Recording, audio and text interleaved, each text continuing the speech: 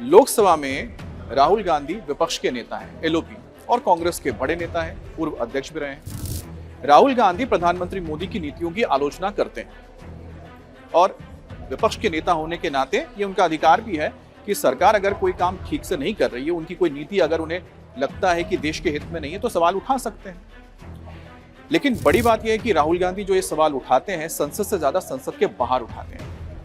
और एक बार फिर से राहुल गांधी ने अपने कार्यकर्ताओं के साथ सम्मेलन के दौरान सरकार की कई नीतियों की आलोचना की, लेकिन साथ ही उन्होंने प्रधानमंत्री मोदी की विदेश नीति को लेकर भी आलोचना की, टिप्पणी की, निशाना साधा। अब राहुल गांधी क्यों निशाना साधते हैं प्रधानमंत्री मोदी की कूटनीति पर, डिप्लोमेसी को लेकर? क्या मोदी की कूटनीति बेहतर है? और यही वजह है कि मोदी की कूटनीति पर निशाना साधा जाता है। तो आज दो सवाल हैं हमारे सामने जिस पर हम बात करेंगे। मोदी की कूटनीति पर निशाना क्यों साधा जाता है और क्या मोदी की कूटनीति बेहतर है?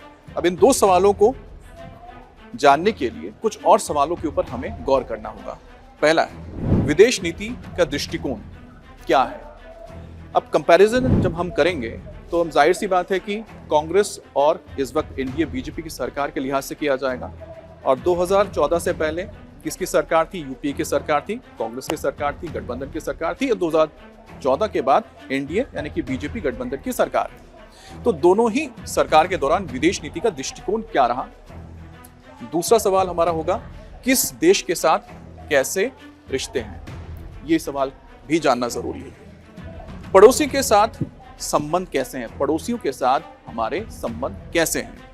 और आर्थिक कूटनीति, इकोनॉमिक डिप्लोमेसी, ये भी एक बहुत अहम मुद्दा है, क्योंकि जो भी रिश्ते बनते हैं उसके पीछे एक महत्वपूर्ण होता है कि किस तरह से अपनी अर्थव्यवस्था को आप आगे बढ़ाएं, क्योंकि जब पैसा आएगा, समृद्ध होंगे, तभी आपकी ताकत बनेगी। और साथ ही साथ स्ट्रैटेजिक जो पार्टनरशिप होती है वो भी शामिल होता है कूटनीति में।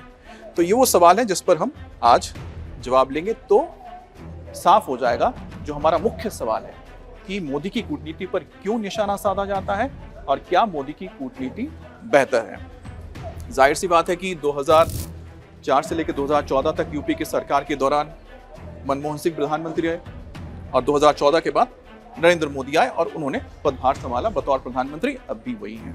अब मनमोहन सिंह की अगर बात की जाए तो उनकी विदेश नीति का दृष्टिकोण क्या रहा, या फिर यूं कहें कि कांग्रेस की या यूपीए सरकार की जो नीति थी, विदेश नीति, उसका दृष्टिकोण क्या था, उनकी आइडियोलॉजी क्या थी?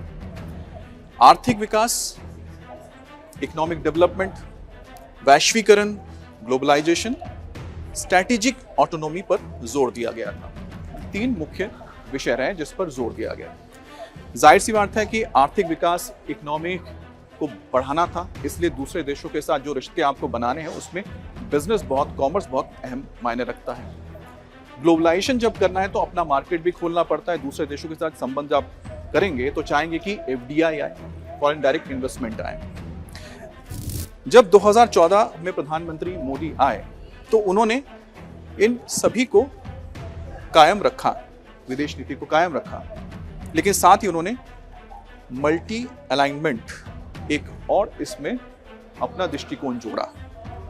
सक्रिय कूटनीति यानी कि रेगुलर एंगेजमेंट। ऐसा नहीं कि आपने एक देश के साथ अपना एंगेजमेंट किया, किसी देश में आप गए, किसी नेता से मिले, तो उसके बाद फिर 2-3 साल में मिले ही नहीं, बात ही नहीं की। तो उन्होंने सक्रिय कूटनीति की, लगातार एंगेज रहे, चाहे वो फिजिकली मिले हों या फिर फोन पर बात की, संपर्क रहा।